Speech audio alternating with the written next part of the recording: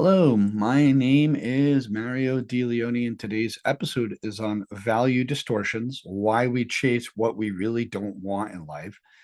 And the path to real success in our life is asking that brutal, honest question of what do I actually value? Now, we want to understand that success is not just one package that we all perceive in the same way, because there's so many different walks of life and so many different, people. There's success in relationships, there's success in work, there's success in just being happy. There's a lot of different packages that success actually comes in. But in order for you to move in that general direction or that path, you have to ask that question of what do I actually value? Because that is going to be the most important thing that you ask yourself. Let's get real. Let's be real today. We're diving into values, not the fluffy Pinterest, Instagram kind, but the kind that separates actual life from the bullshit highlight reel. The kind that exposes why you feel like you're constantly running on a hamster wheel versus like your energy being all over the place, and why you feel stuck or are still stuck in that same actual place. Interesting, right? So the core message of today is that success has different packages. It doesn't look the same, but the path to it, the general direction, your due north. Like if your brain is the GPS of your life, then literally your values is the direction, the directional, the due north that you're supposed to go. So success, the kind of success that feels like success, does just look good on paper. It isn't about grinding harder, because grinding to grind means to wear down. That means that there's no work-life balance, and eventually you're just going to burn yourself out.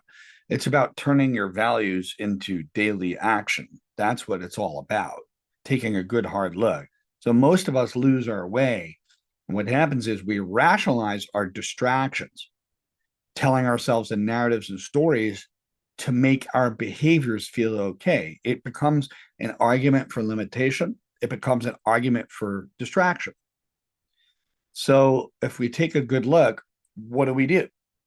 We have to do what we call a value audit. A value audit will come in three steps. Three steps. Okay. Learn to sit alone with your thoughts and contemplate. Contemplation is not overthinking. Contemplation is thinking and bringing that thought into your feelings. I want to be as serious as cancer when I say that, because the problem of overthinking these days is because one thought chains to another, chains to another, chains to another. This is why they call it the monkey mind, because literally it's a monkey swinging from one vine to another vine to another vine like Tarzan.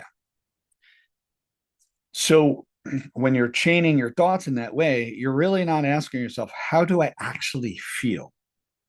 And trusting your gut with that. Ask yourself, sit down with those thoughts, ask yourself how you feel about them, write down what you say you actually value. Then look at the past weeks behind you, compare how that value list matches up or aligns with your day-to-day life or routines, or it doesn't. Say, does it align or does it not align? And where do you need to actually adjust it? Because if your why isn't strong enough, then your why will crumble under pressure when life throws you a curveball. And that's how you know your why is weak, like it's not strong enough, it's not being reinforced, is that it will crumble under life's pressures. Very important. There are many value distractions that our brains will rationalize. It plays that game where we rationalize. Why do we rationalize it? We rationalize it to make it come out right in our brain to justify the behavior as well. So binge watching. Some people will say, oh, but it's entertainment. I'm allowed to entertain myself. There's a fine line between entertaining yourself and overindulgent. The discipline killer, if there was someone to be the killer or murderer of discipline, it would be overindulgence. Overindulgence would be the first one. and mood. Those two things would destroy a person's discipline. So binge watching, a person might rationalize the binge watching. So when someone calls them out on it, they get triggered because what they're trying to do is defend their comfort. And that's the thing. Binge watching is a comfort zone. And in order for you to grow and move in the direction of your values, you've got to come to the edge of that comfort zone, like it or not. That's the reality. Doom scrolling is another one. Not only is it terrible for mental health, but it's shitty for your sleep. 2 a.m., doom scrolling at 2 a.m. If you argue for that, oh, it puts me to sleep. Okay, yeah, the science is in about that. You're dead wrong. Just saying. Okay. Doom scrolling, if you argue for that limitation, I don't buy it. I won't buy it. Over analyzing, starting to over analyze everything, constantly chasing externals, all the external things outside of you, right? Seeking validation to other people, rationalizing poor boundaries. So if you have a boundary that you were supposed to keep and you didn't, you're going to feel guilty about it because the most important promises you make are the ones that you make to yourself. So you'll feel like you failed yourself because you didn't actually keep your own promises to yourself. And you have to be able to have those boundaries with people. So if you rationalize your poor boundaries to make it come out right in your head, there's some kind of justification that you really need to look at and do a good, hard audit on your boundaries.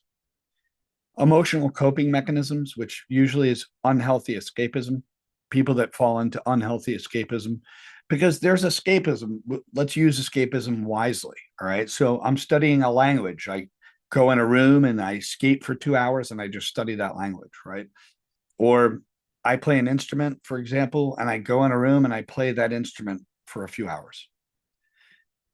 So these things can be healthy escapism because what they're doing is allowing you to channel your energy in a direction that actually makes you feel good on the inside versus the unhealthy escapism of all forms of addiction, which binge watching, doom scrolling are part of those, right? So you got to remember that these habits, these value distractions that we've discussed, they're not just habits that steal energy. They literally rob you from having any concept of direction because values are the basis for your direction. So important to understand. So what's the functional truth in this? Well, your job isn't to put out the fire for everyone else in the world. Just understand that. Right? Now, if it's family, that might be a bendable rule. Your job is to learn how to walk through those fires, though, without losing your humanity. And I've always said this. I said, Billy Joel said it the best, we didn't start the fire. It was always burning since the world was turning.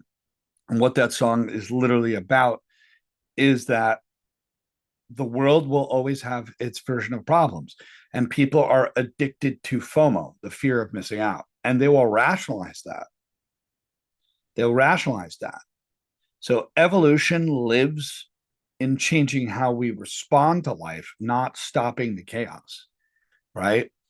So Brian Tracy, an awesome success speaker, he said, major in the minor things. Most people major in minor things. So doom scrolling is a minor thing. People major in that, right? So clarity, commitment, and alignment with your real values, understanding what your real values, that is the actual fix. And you have to audit your values and start to reclaim that why. So when you audit your values, you reclaim your why. And guess what? You stop outsourcing your attention to distractions. So important. So when people get into the FOMO aspect, fear of missing out, the fear of missing out is disguised and rationalized as quote unquote staying informed. And now what starts to happen with this concept is this is just rationalized to be socially acceptable. It's an excuse to feed anxiety, not awareness. It's an excuse to stay wired into the news and the media all the time, even though it's detrimental for our mental health. Now, if you take a look at it, it's like if there was a sunny day, right? If the newspaper headline said, "Oh, sunny day coming," we would look at it and just keep on moving. But if we say, "Hey, today was a day where there was a building and 9 people were killed," you'll stop, you'll drop what you're doing, and you'll look at the bad news because it's like, "Oh, I have to be informed. I have to be informed." Uh-oh, right? Meanwhile, those problems have been existing. They've been existing in the world. So you have to understand this can be as an excuse to feed anxiety, not awareness. Because if you're informed, if the goal was to be informed, then you would actually be curating some sense of direction that's going to support you in your own life, not just binging on chaos, right? It's not awareness, it's addiction dressed in rationalization, is what it is. But Billy Joel actually said it the best. Okay. He said it the best. We didn't start the fire. It was always burning since the world was turning. And you know what? That brings us to the concept of FOMO, the fear of missing out. 50 years from now, we will be dealing with a new version of the same core problems. And the same core problems are power, fear, identity, conflict, survival, love, and hated head figures. Okay. Head figures that are hated, right? It's all just wrapped in different headlines. And it'll be here. It was here, it was 50 years ago, and it's going to be here 50 years from now. What's changed, right? What has actually changed? But instead of feeling helpless about this, the functional truth is that it's not your job to put out the fire for the rest of the world. Your job is to learn how to walk through it without losing your humanity, losing who you are. That's where evolution lives, not in stopping the chaos and being like because what'll happen, you'll become the little Dutch boy. You'll solve this problem, put your finger in the dam, and the dam is bursting. You put your finger there, then there'll be another problem. You put your finger there, fingers, toes, and then so on. You'll be the little Dutch boy. So guess what? Every behavior that we discussed today is literally stealing energy from your own life and your own goals. They create an illusion of progress, but you're not moving forward. They're just keeping you still. It's realizing a concept of busy, that busy could be somewhat of a survival mechanism or coping mechanism. Oh, I have to stay busy, because maybe in your childhood you didn't feel safe, so you needed to be busy, busy, busy all the time. So that's the thing. Most people major in minor things. That's value distortion in a nutshell. It's pouring your time and your energy into things that make you feel busy, but leave you feeling hollow and like shit afterwards. So, what's the fix? Clarity, commitment, and an unapologetic alignment with real values, having real direction. And keep in mind, people will just rationalize and justify. That's what they will do. And you'll know that someone is triggered because when someone calls them out on binge watching, they'll get triggered and they'll get on the defensive and attack that other person. Because what that person did was shine their bright light on your shadow. And that's all I'm going to say for today. See you in the next episode.